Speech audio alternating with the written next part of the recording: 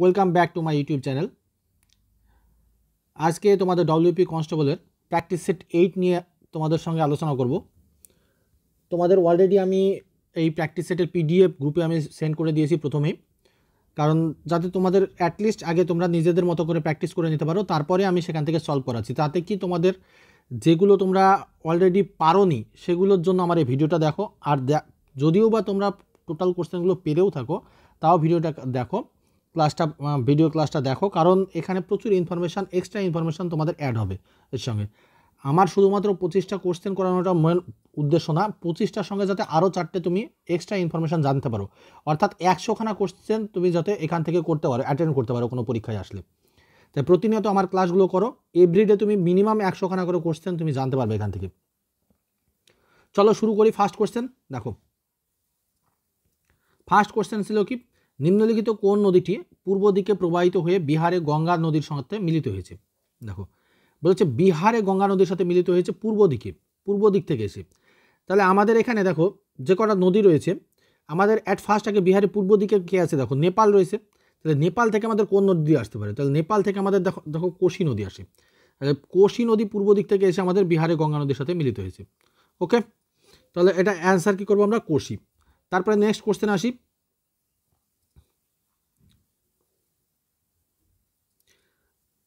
আচ্ছা, কোশি নদীকে আরেকটা দেখো, কোশি নদীকে আমরা কি বলি? বিহারের দুঃখও বলি।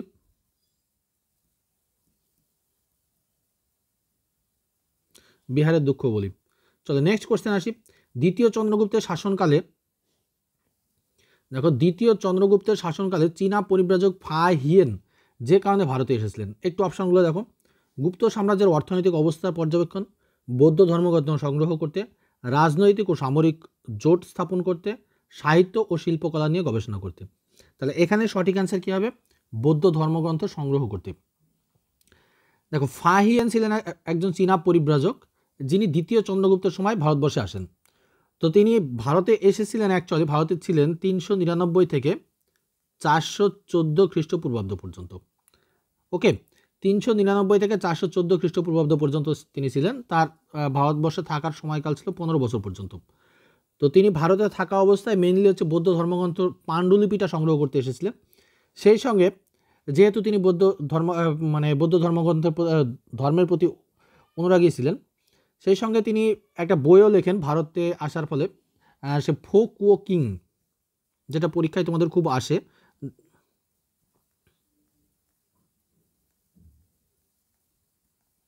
ফোক ও কিং। ওকে, দ্বিতীয় চন্দ্রগুপ্ত ফা হিয়েন এসেছিলেন, এটা তোমরা বুঝতে পারলে। এবং তার থেকে যে কোশ্চেনগুলো আসে মোটামুটি আমি আলোচনা করলাম এখানে। নেক্সট কোশ্চেন আসি। দেখো নিম্নলিখিত কোন রাজ্য ভারতের রেণুকা হ্রদ অবস্থিত? দেখো রেণুকা হ্রদ বলেছি, তাহলে রেণুকা হ্রদ আমাদের কোন রাজ্যে অবস্থিত? রেণুকা হ্রদ দেখো অপশানগুলো দেখো, হিমাচল প্রদেশ, উত্তরাখণ্ড, জম্মু কাশ্মীর নাকি সিকিম। তাহলে সঠিক অ্যান্সার কী করবো আমরা? রেণুকা হ্রদ আমরা দেখতে পাবো হিমাচল প্রদেশ, তাই তো? তাহলে সঠিক অ্যান্সার হচ্ছে হিমাচল প্রদেশ। আচ্ছা, হিমাচল প্রদেশের রেণুকা হ্রদ, সেই সঙ্গে আরেকটা হ্রদ আমরা দেখতে পাবো, খুব বিখ্যাত হ্রদ, সেটা হচ্ছে চন্দ্রতাল।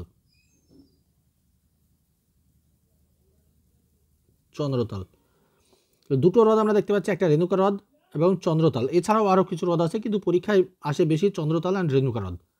ওকে, চলো এবার নেক্সট কোশ্চেন আসি। নীল বিদ্রোহের কারণ কী ছিল? দেখো নীল বিদ্রোহের কারণ, কোশ্চেনটা একটু ভালো করে দেখো, ভালো কোশ্চেন রয়েছে। নীল চাষিদের উপর আরোপিত অতিরিক্ত কর, ইউরোপীয় প্ল্যান্টদের দ্বারা নীল চাষের উপর শোষণমূলক আচরণ, নতুন আইন দ্বারা চাষের অধিকার কেড়ে নেওয়া এবং জমির উর্বরতা নষ্টের কারণে কৃষকদের প্রতিবাদ। দেখো তোমাদের হয়তো অ্যান্সার সবগুলোই লাগতে পারে, কিন্তু নিয়ারেস্ট অ্যান্সার সব থেকে ইম্পর্ট্যান্ট যেটা অ্যান্সার, সেটা হচ্ছে আমাদের ইউরোপীয় প্ল্যান্টারদের দ্বারা নীল চাষিদের উপর শোষণমূলক আচরণ। নীল বিদ্রোহ কত সালে হয়েছিল? নীল বিদ্রোহ হয়েছিল 1859 সালে। নীল বিদ্রোহের নেতা কে ছিল দেখো, আর নীল বিদ্রোহ কোথা থেকে শুরু হয়েছিল? নীল বিদ্রোহ শুরু হয়েছিল আমাদের ওয়েস্ট বেঙ্গলের নদিয়ার চৌগাছা গ্রাম।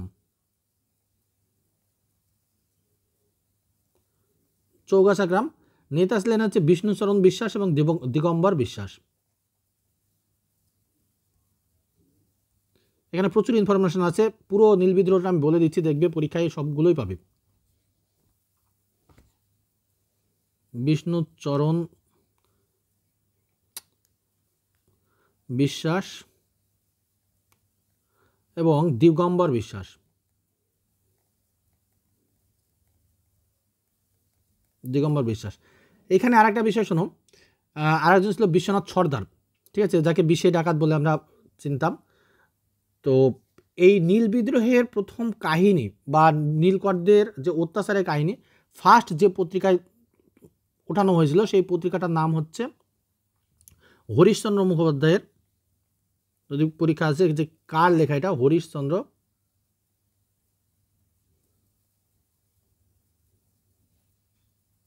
মুখোপাধ্যায়, হিন্দু পেট্রিয়ট।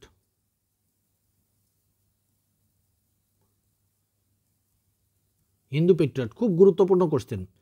তাহলে যদি বলা হয় যে নীল বিদ্রোহের প্রথম করুণ কাহিনী বা নীলকরদের যে করুণ কাহিনী প্রথম কোন পত্রিকায় আমরা দেখতে পাই, হিন্দু পেট্রিয়ট। আর একটা পত্রিকাতেও তোলা হয়, সেটা হচ্ছে সোমপ্রকাশ।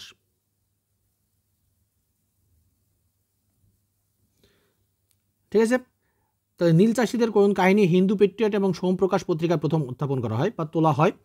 এছাড়া এখান থেকে আরও কোশ্চেন আসে, দেখো নীল বিদ্রোহ নিয়ে আমাদের ফার্স্ট যে দীনবন্ধু মিত্র নীল দর্পণ নাটকটি লেখেন, নীল দর্পণ নাটক লেখা 1860 সালে। তাহলে নীল দর্পণ নাটক কবে প্রকাশিত হয়? 1860 সালে। এবং নীল দর্পণ নাটক কে ইংরেজিতে অনুবাদ করেছিলেন? নীল দর্পণ নাটক ইংরেজিতে অনুবাদ করেছিলেন Michael Madhusudan Dutta.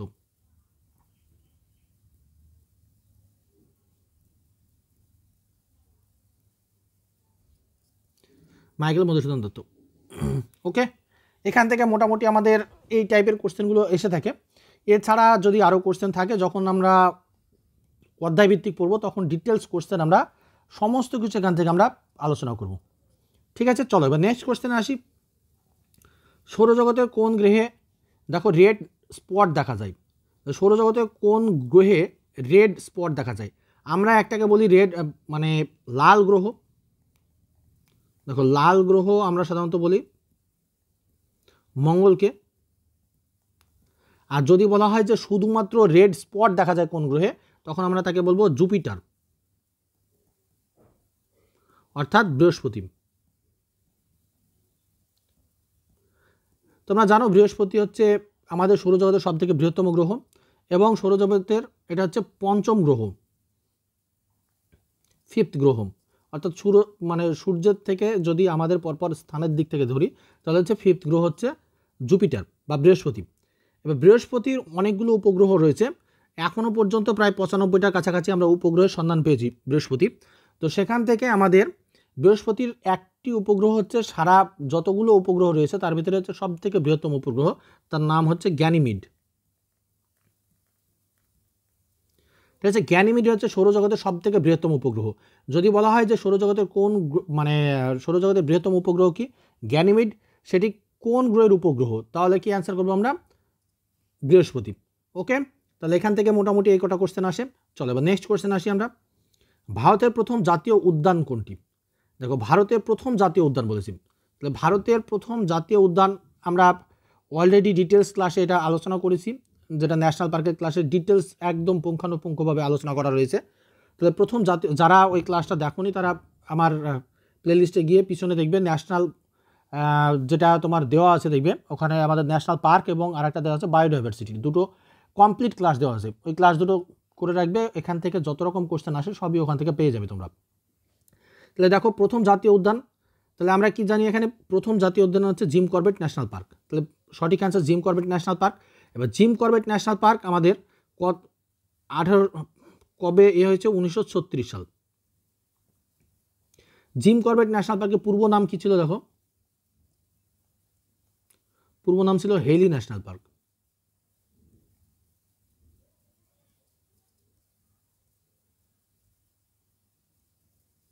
Gym Corbett national পার্কের পূর্ব নাম ছিল হেলি ন্যাশনাল পার্ক। এখান থেকে আরও একটা বিষয় শোনো, জিম করবেট ছিলেন একজন বিখ্যাত শিকারী। হ্যাঁ, তো ইনি প্রচুর বাঘ মেরেছিলেন, যে কারণে এর নামে এই ন্যাশনাল পার্কটি রাখা হয়েছে। তিনার বাড়িও উত্তরাখণ্ডে ছিল। তো জিম করবেট ন্যাশনাল পার্ক আমরা কোথায় দেখতে পাবো? উত্তরাখণ্ডে। জিম করবেট ন্যাশনাল পার্ক আমরা দেখতে পাবো উত্তরাখণ্ডে। এখান থেকে এবার কানহা ন্যাশনাল পার্ক কোথায় দেখতে পাবো আমরা? মধ্যপ্রদেশ। গির ন্যাশনাল পার্ক দেখতে পাবো। আচ্ছা, কানহা ন্যাশনাল পার্ক বাঘের জন্য বিখ্যাত। গির ন্যাশনাল পার্ক আমরা গুজরাটে দেখতে পাই। গির ন্যাশনাল পার্ক হচ্ছে সিংহের জন্য বিখ্যাত।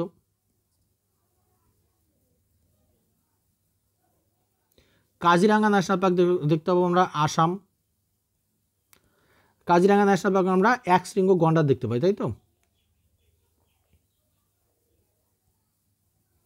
এক শৃঙ্গ গন্ডার। ওকে, চলো মোটামুটি আমাদের এখানে দেখো 4টে ইম্পর্টেন্ট ন্যাশনাল পার্ক সম্পর্কে একটু জেনে নিলাম। এইগুলোই পরীক্ষায় আসে তোমাদের ডব্লিউবি কনস্টেবল পরীক্ষার জন্য, এইগুলো ইম্পর্টেন্ট। এই করবেট, কানহা, গির, কাজিরাঙ্গা, পেরিয়ার। পেরিয়ার আর একটা বলে রাখি, পেরিয়ার ন্যাশনাল পার্ক, এটা কেরলে দেখতে পাবো আমরা, কেরালা। এটা বিখ্যাত হচ্ছে হাতির জন্য। ওকে, চলো নেক্সট কোশ্চেন আসি। এবার ভারতে দেখো রাষ্ট্রপতিকে তার পদ থেকে অপসারণ করা যায় কোন পদ্ধতির মাধ্যমে? দেখো, রাষ্ট্রপতিকে পদ থেকে অপসারণ করা যায়, আমরা জানি ইমপিচমেন্ট করতে হয় রাষ্ট্রপতিকে পদ থেকে অপসারণ করতে গেলে। তাহলে এখানে দেখো অধিবেশনের মাধ্যমে, অনাস্থা প্রস্তাবের মাধ্যমে, পার্লামেন্টের ইমপিচমেন্ট প্রক্রিয়া, নাকি লোকসভা ভোটাভুটি। তাহলে পার্লামেন্টের ইমপিচমেন্টের মাধ্যমে। এবার ব্যাপারটা দেখো, ইমপিচমেন্ট কীভাবে নিয়ে আসা যায়। একটা রাষ্ট্রপতির বিরুদ্ধে ইমপিচমেন্ট নিয়ে আসতে গেলে অত সহজ ব্যাপার নয় যে হট করে রাষ্ট্রপতির বিরুদ্ধে ইমপিচমেন্ট নিয়ে আসলাম, এতটা this is not so easy. দেখো, রাষ্ট্রপতির বিরুদ্ধে ইমপিচমেন্ট নিয়ে আসা যায় আমাদের 61 নম্বর আর্টিকেলের অনুসারে, ঠিক আছে, সংবিধানের 61 নম্বর আর্টিকেল অনুসারে। তাহলে ইমপিচমেন্ট প্রক্রিয়াটার আগে ব্যাপারটা শুনে নাও ভালোভাবে, যে ইমপিচমেন্ট নিয়ে আসতে গেলে কীভাবে নিয়ে আসা যায়। একজন রাষ্ট্রপতির বিরুদ্ধে যদি আমাদেরকে ইমপিচমেন্ট নিয়ে আসতে হয়, তাহলে প্রথমে কি করতে হয়, আমাদের দুটো পার্লামেন্টে দুটো হাউস রয়েছে, একটা হচ্ছে লোকসভা অ্যান্ড অ্যানাদার হচ্ছে রাজ্যসভা। আমাদের লোকসভা অ্যান্ড রাজ্যসভা, এই দুটো আমাদের সভা রয়েছে। এবারে আমরা এই লোকসভা অথবা রাজ্যসভা যে কোনো হাউসে রাষ্ট্রপতির বিরুদ্ধে ইমপিচমেন্ট প্রস্তাব আমরা উত্থাপন করতে পারি। প্রস্তাব উত্থাপন করতে গেলে সেই মানে যে কক্ষে আমরা উত্থাপন করব সেই কক্ষের মিনিমাম 50 জন সদস্য লাগবে, মিনিমাম 50 জন সদস্যের সাইন লাগবে, ঠিক আছে, মিনিমাম 50 জন সদস্যের সাইন লাগবে, এবং সেই 50 জনের সাইনের সমর্থনে আরও 50 জন লাগবে, তবে সেটা বিল আকারে উত্থাপন করা যাবে। এবার যখন সেটা বিল আকারে উত্থাপন করা গেল, তারপরে যদি রাষ্ট্রপতিকে ইমপিচ করতে হয়, তাহলে আমাদের বোথ হাউসে, অর্থাৎ লোকসভা অ্যান্ড রাজ্যসভা বোথ হাউসে 2/3 অর্থাৎ 3 ভাগের 2 ভাগ সংসদ দ্বারা এটাকে অনুমোদিত হতে হবে, এবং আমাদের যতগুলো বিধানসভা রয়েছে সেই বিধানসভারও 50% বিধানসভা থেকে সেম একই প্রসেসের 2/3-তে আমাদের এই প্রস্তাবটাকে পাশ হয়ে আসতে হবে, তবেই আমাদের রাষ্ট্রপতিকে ইমপিচ করা যায়। ওকে, বোঝা গেল যে রাষ্ট্রপতি ইমপিচমেন্ট কতটা কঠিন বিষয়। চলো তাহলে নেক্সট কোশ্চেন আসি আমরা। এবার 1905 সালে বঙ্গভঙ্গের সময় ভারতের ভাইসরয় কে ছিলেন? ভারতের ভাইসরয় 1905 সালে বঙ্গভঙ্গের সময় ভারতের ভাইসরয় ছিলেন, আমরা জানি কি, লর্ড কার্জন। লর্ড কার্জন কত থেকে কত পর্যন্ত ছিল একটু জেনে রাখো, 1899 থেকে 1905, 1899 থেকে 1905 পর্যন্ত ছিলেন। তাহলে তার সময় আমরা কি দেখতে পাচ্ছি, একটা বঙ্গভঙ্গ। এছাড়াও লর্ড কার্জনের সময় কয়েকটা বিখ্যাত বিষয় ঘটেছিল, যেমন একটা হচ্ছে যেমন ওর সব থেকে খারাপ এটা বঙ্গভঙ্গ, আর একটা যেমন ভালো কাজ করেছিল সেই সময় ইউনিভার্সিটি গ্র্যান্টস কমিশন, অর্থাৎ ইউজিসি, যেটা ইউনিভার্সিটি কমিশন গঠন হয়েছিল।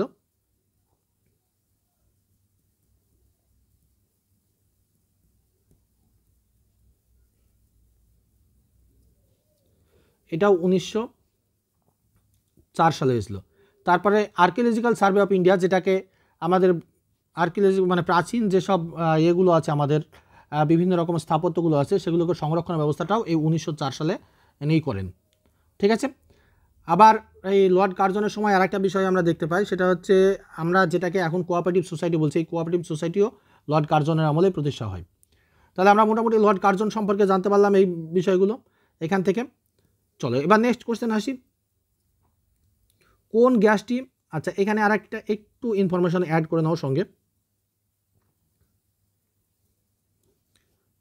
সেটা হচ্ছে মিন্টো, মরলে-মিন্টো আইন সংস্করণ। এটা হয় মরলে-মিন্টো, এই মিন্টোর সময় মরলে-মিন্টো আইন পাস হয়। তারপরে দেখো কোন গ্যাসটি ওজোন গ্যাস, ওজোন কোন গ্যাসটি ওজোন স্তর ক্ষয়ের জন্য প্রধানত দায়ী? তাহলে ওজোন স্তর ক্ষয়ের জন্য দায়ী কি? কার্বন ডাইঅক্সাইড, মিথেন, ক্লোরোফ্লোরোকার্বন নাকি নাইট্রাস অক্সাইড? তাহলে সঠিক অ্যান্সার কী করবো আমরা? ক্লোরোফ্লোরোকার্বন বা CFC।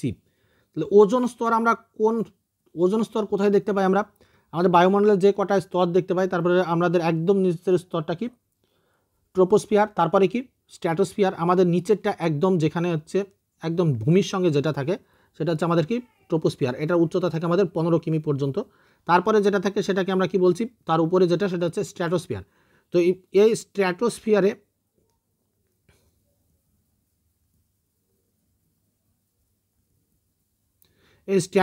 আমরা কি দেখতে পাবো? এই স্ট্র্যাটোস্ফিয়ারে আমরা ওজোন গ্যাস দেখতে পাই।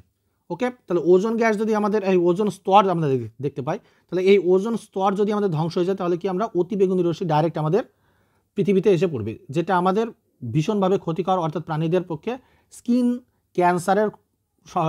ক্যান্সার হওয়ার সম্ভাবনা রয়েছে। চলো তারপরে নেক্সট কোশ্চেন আসি।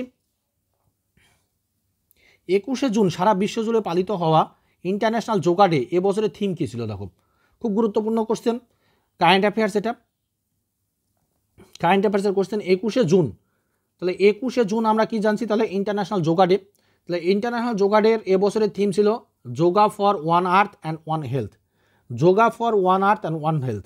এই যোগা দিবস প্রথম চালু হয়েছে 21শে জুন 2015 সালে। এটা চালু করার প্রধান যার এতে মানে এটা চালু করেছেন যিনি, তিনি হচ্ছেন ভারতের প্রধানমন্ত্রী নরেন্দ্র মোদী।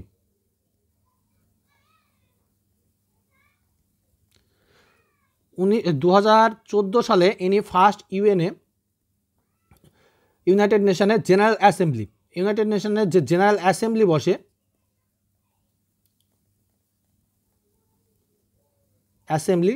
এই জেনারেল অ্যাসেম্বলিতে নরেন্দ্র মোদী ফার্স্ট যোগার বিষয়টা তুলে ধরেন এবং সেই সময় তারপরেই ইউনাইটেড নেশন থেকে ইন্টারন্যাশনাল যোগা ডে হিসাবে ডিক্লেয়ার করা হয় 21শে জুনকে, এবং 2015 সালে ফার্স্ট যোগা ডে পালন করা হয়।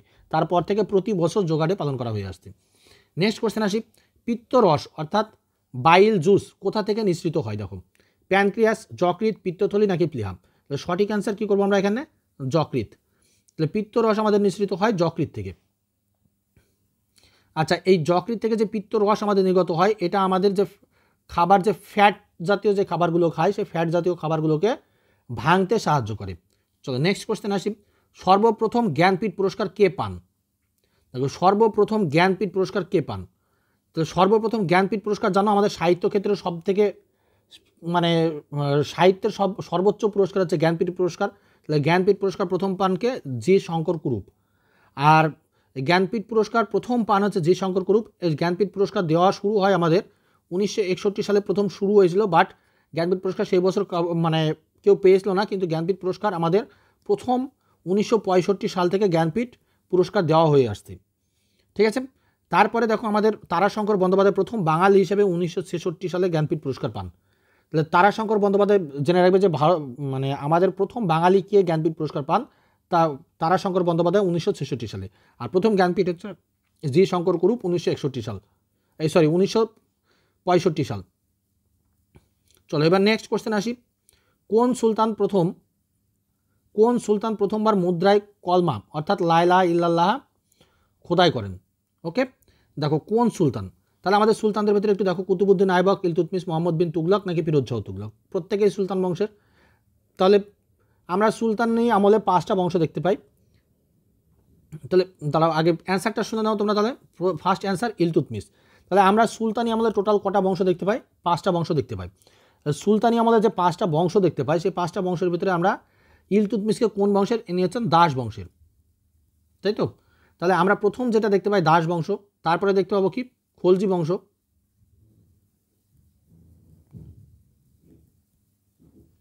তারপর তুগলক বংশ,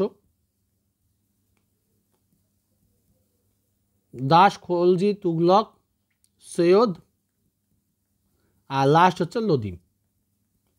দেখো, এই 5টি বংশ আমরা দাস বংশের সময় দেখতে পাই। তো দাস বংশ শুরু হয় আমাদের 1206, তাই তো? তাহলে 1206 থেকে দাস বংশ শুরু হয়, অর্থাৎ কুতুবউদ্দিন আইবক দাস বংশ প্রতিষ্ঠা করেন। তো এই কুতুবউদ্দিন আইবকের পরেই ইলতুৎমিশ সিংহাসনে বসেন। 1211 1211-তে তিনি সিংহাসনে বসেন। তো এই 1211-তে ইলতুৎমিশ সিংহাসনে বসেন, তিনি প্রথম সিংহাসনে বসেন 40 চক্রের প্রবর্তন করেন। 40 চক্রের প্রবর্তন করেন। 40 চক্র বলতে কি বোঝানো হয়? দেখো, 40 চক্র হচ্ছে সেই সময় যে 40 জন ব্যক্তিকে দিয়ে, অর্থাৎ 40 জন এই তার শাসন কার্য পরিচালনা করবে, এইটাকে বলা হয় 40 চক্র। এরপরে ইলতুৎমিশ তার মুদ্রা চালু করেছিলেন টঙ্কা এবং জিতল। টঙ্কা এবং জিতল নামে দুটো মুদ্রা চালু করেছিলেন। ঠিক আছে, চলো এবার নেক্সট কোশ্চেনে আসি। আচ্ছা, ইলতুৎমিশের পরে যদি বলা হয় ইলতুৎমিশের পরে কে সিংহাসনে বসেছিলেন, তাহলে হবে রাজিয়া, সুলতান রাজিয়া। আরও একজন বসেছিলেন অমর সহ, কিন্তু মানে মেন যে সিংহাসনে বসেছিলেন সুলতান রাজিয়া। এই সুলতান রাজিয়াই হলেন ভারতবর্ষের প্রথম মহিলা সুলতান। সুলতান রাজিয়া হলেন ভারতবর্ষের প্রথম মহিলা সুলতান। ওকে, চলো নেক্সট কোশ্চেন আসি। পশ্চিমবঙ্গের কোন হ্রদটি একটি টেকটনিক হ্রদ?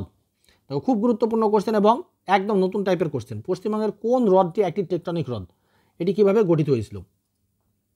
দেখো, পশ্চিমবঙ্গের প্রথম টেকটনিক হ্রদ এখানে দেখো, রবীন্দ্র সরোবর, সঞ্জয় হ্রদ, মিরিক হ্রদ নাকি কালিম্পং হ্রদ? তো সঠিক আনসার হচ্ছে মিরিক হ্রদ। তোমরা যারা দার্জিলিং বেড়াতে গিয়েছো নিশ্চয়ই মিরিক হ্রদে গিয়ে থাকবে। তো এই মিরিক হ্রদ হচ্ছে ভারতবর্ষের প্রথম টেকটনিক হ্রদ, অর্থাৎ ভূমিকম্পের ফলে এই হ্রদটার সৃষ্টি হয়েছে। ঠিক আছে, চলো এবার নেক্সট কোশ্চেন আসি। 15 নম্বর কোশ্চেন। কোন মৌলের অভাবে মানবদেহে অ্যানিমিয়া রোগ হয়? দেখো, বলছে কোন মৌলের অভাবে মানবদেহে অ্যানিমিয়া রোগ হয়। তাহলে অ্যানিমিয়া রোগ হয় কোন এর অভাবে? আমাদের জানি লৌহ, লৌহ অর্থাৎ হিমোগ্লোবিন, তাই তো, হিমোগ্লোবিন। আচ্ছা, এবার এই হিমোগ্লোবিন, মানুষের দেহে হিমোগ্লোবিনের মাত্রা কত? দেখো, একজন স্বাভাবিক পুরুষের ক্ষেত্রে হিমোগ্লোবিনের মাত্রা থাকে 14 থেকে 18-র ভিতরে। আর যদি মহিলাদের ক্ষেত্রে হয়, ফিমেল, 12 থেকে 16। আর যদি শিশু হয় অর্থাৎ চাইল্ড হয়, 11 থেকে এটা মোটামুটি 16। এই হচ্ছে আমাদের হিমোগ্লোবিনের মাত্রা মানুষের দেহে। ঠিক আছে, পরীক্ষায় কোশ্চেন আসে যে পুরুষের দেহে হিমোগ্লোবিনের মাত্রা কত, দিয়ে দিতে পারে ফিমেলের দেহে কত। ওকে, চলো এবার নেক্সট কোশ্চেন আসি। আচ্ছা, ফিমেল যদি প্রেগনেন্ট অবস্থায় থাকে তখন কিন্তু হিমোগ্লোবিনের মাত্রা তখন 11 থেকে মোটামুটি 16-এর ভিতরে থাকলেই এনাফ। চলো, ওয়ার্ল্ড ট্রেড অর্গানাইজেশন কবে গঠিত হয়েছিল? ওয়ার্ল্ড ট্রেড অর্গানাইজেশন কবে গঠিত হয়েছিল? দেখো, ওয়ার্ল্ড ট্রেড অর্গানাইজেশন আমরা দেখতে পাই 1995 সালে গঠিত হয়েছিল। তো ওয়ার্ল্ড ট্রেড অর্গানাইজেশনের পূর্ব নাম কি ছিল? GATT, general agreement of tariff and trade. ঠিক আছে, general agreement of tariff and trade. তো এই গ্যাট গঠিত হয়েছিল 1947 সাল, কিন্তু এই কাজ শুরু করে 1948 সালে কার্যকরী হয়। তো এই গ্যাট হচ্ছে সারা বিশ্বের যত ট্রেডটাকে অর্থাৎ ব্যবসা বাণিজ্যটাকে দেখাশোনা করতো। তো এই গ্যাটেরই পরবর্তী রূপ হচ্ছে ওয়ার্ল্ড ট্রেড অর্গানাইজেশন, যেটা 1995 সালে গ্যাট নাম পরিবর্তন করে হয় ওয়ার্ল্ড ট্রেড অর্গানাইজেশন। ওকে, চলো নেক্সট কোশ্চেনে আসি। আকবরনামা গ্রন্থটির রচয়িতা? আকবরনামা গ্রন্থটির রচয়িতা আকবর, আবুল ফজল নাকি তানসেন নাকি বদায়নী? তাহলে আমরা জানি কি আবুল ফজল। আবুল ফজল আকবরনামা গ্রন্থটি লিখেছিল ফার্সি ভাষায়। পরীক্ষা আসতে পারে যে আকবরনামা গ্রন্থটি কোন ভাষায় লেখা? ফার্সি ভাষায়। আর কে লিখেছিলেন? আবুল ফজল। আমরা যে আকবরের সময় যে নবরত্ন দেখতে পাই, এই নবরত্নের ভিতরে একজন ছিলেন আবুল ফজল। আবুল ফজল ছিলেন, ফৈজি ছিলেন, ঠিক আছে, তানসেন ছিলেন, এরা সবাই আবুল ফজল আকবরের সময় নবরত্ন হিসেবে ছিলেন। চলো নেক্সট কোশ্চেনে আসি। আচ্ছা, আকবরের সময় আরও একজনকে দেখতে পাই, টোডরমল। খুব আসে ওনার কোশ্চেনটা। টোডরমল হচ্ছে আকবরের সময় যে জমি সংক্রান্ত যে ট্যাক্স কালেকশনের ব্যাপারটা দেখতেন টোডরমল। তো তাদের ট্যাক্স কালেকশনের যেটা নাম ছিল যাবতী প্রথা বা অনেক জায়গায় থাকে জাবতি প্রথা। চলো নেক্সট কোশ্চেন আসি। নিচের কোন প্রাচীন গ্রন্থ ভারতীয় বর্ণ প্রথার মূল উৎস হিসাবে বিবেচিত হয়? দেখো, প্রাচীন গ্রন্থ ভারতীয় বর্ণ প্রথার মূল উৎস হিসাবে বিবেচিত হয়। তাহলে মূল উৎস কি? বর্ণ প্রথার। তাহলে আমরা বর্ণ প্রথা প্রথম দেখতে পাই ঋগ্বেদে। আমরা ঋগ্বেদে। সেটা হচ্ছে ঋগ্বেদে 10ম মণ্ডলের পুরুষ সূক্তি। আর আমাদের যে ব্রাহ্মণ, ক্ষত্রিয়, বৈশ্য, শূদ্র, এইরকমভাবে যে ডিফারেন্সটা ফার্স্ট দেখতে পায় ব্রাহ্মণ, ক্ষত্রিয়, বৈশ্য, শূদ্র, এই চারটে যে ডিফারেন্সটা আমরা প্রথম দেখতে পাই মনুস্মৃতিতে, যে কারণে বি.আর. আম্বেদকর মনুস্মৃতিকে পুড়িয়ে দিয়েছিলেন। ওকে, চলো নেক্সট কোশ্চেন আসি। কোন মৌলের তেজস্ক্রিয় আইসোটোপটি দেখো থাইরয়েড গ্রন্থির চিকিৎসার জন্য ব্যবহৃত হয়? তাহলে থাইরয়েড গ্রন্থির চিকিৎসার জন্য ব্যবহৃত হয় আয়োডিন 131। জানো যে থাইরয়েড আয়োডিন হয়, তাহলে থাইরয়েড 131, আয়োডিন 131। নেক্সট কোশ্চেন আসি। পৃথিবীর বৃহত্তম মিষ্টি জলের হ্রদ কোনটি? পৃথিবীর বৃহত্তম মিষ্টি জলের হ্রদ সবার জানা কোশ্চেন, মিষ্টি জলের হ্রদ সুপিরিয়র হ্রদ। পৃথিবীর বৃহত্তম মিষ্টি জলের হ্রদ, এই সুপিরিয়র হ্রদ আমরা দেখতে পাই উত্তর আমেরিকায়।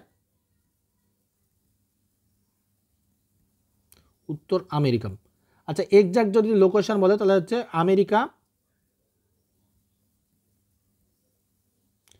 আমেরিকা এবং কানাডার বর্ডারে, আমেরিকা এবং কানাডার বর্ডারে হচ্ছে এই সুপিরিয়র হ্রদ আমরা দেখতে পাবো, বৃহত্তম মিষ্টি জলের হ্রদ। ওকে, চলো নেক্সট কোশ্চেন আসি।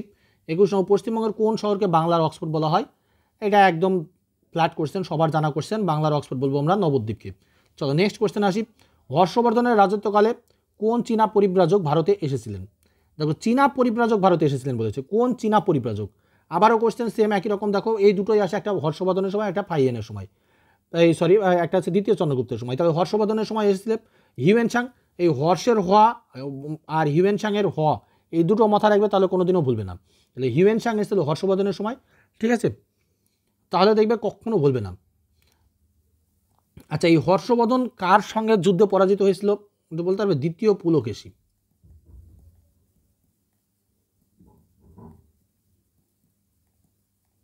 এই হর্ষবর্ধন একমাত্র দ্বিতীয় পুলকেশীর কাছে যুদ্ধে পরাজিত হয়েছিলেন। তারপরে ভারতীয় রিজার্ভ ব্যাংক অর্থাৎ আরবিআই কবে জাতীয়করণ হয়? দেখো খুব সহজ কোশ্চেন এটা, আরবিআই জাতীয়করণ হয়েছিল। তাহলে আরবিআই জাতীয়করণ কবে অ্যান্সার করবো আমরা? 1949 সালে। আরবিআই যদি গঠন বলে 1935 গঠন, আর জাতীয়করণ হয়েছে 1949 সালে। আচ্ছা, এই জাতীয়করণের সঙ্গে আরও কয়েকটা বিষয় আমার মনে পড়লো। আমাদের যে ভারতবর্ষে প্রথম 14টা ব্যাংকের জাতীয়করণ করা হয় কত সালে? কেউ বলতে পারবে? প্রথম জাতীয়করণ করা হয় 1969 সালে, প্রথম 14টি ব্যাংকের জাতীয়করণ করা হয়।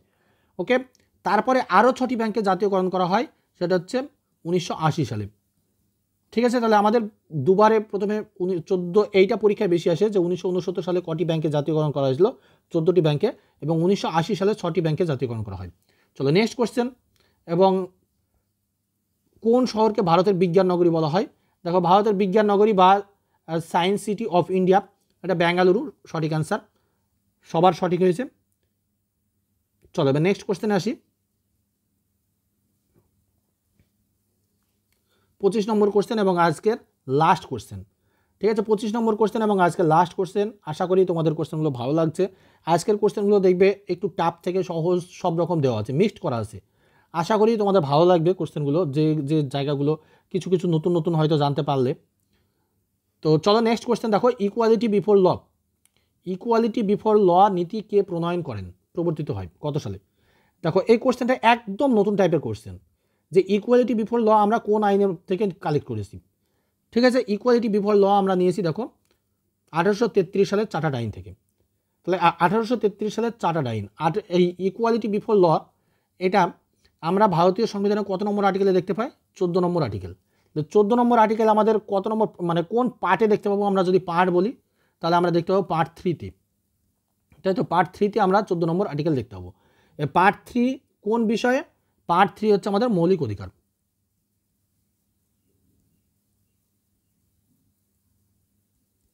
বা ফান্ডামেন্টাল রাইট, তাই তো? Fundamental right. তাহলে পার্ট 3 আমরা দেখতে পাচ্ছি মৌলিক অধিকার বা ফান্ডামেন্টাল রাইট। এবার এখানে আরেকটা বিষয় শোনো, ফান্ডামেন্টাল রাইট থেকে আমরা যেটা পেলাম মৌলিক অধিকার, এবার আমাদের ফান্ডামেন্টাল রাইটে তাহলে কটাই আর্টিকেল রয়েছে? আমাদের 12 থেকে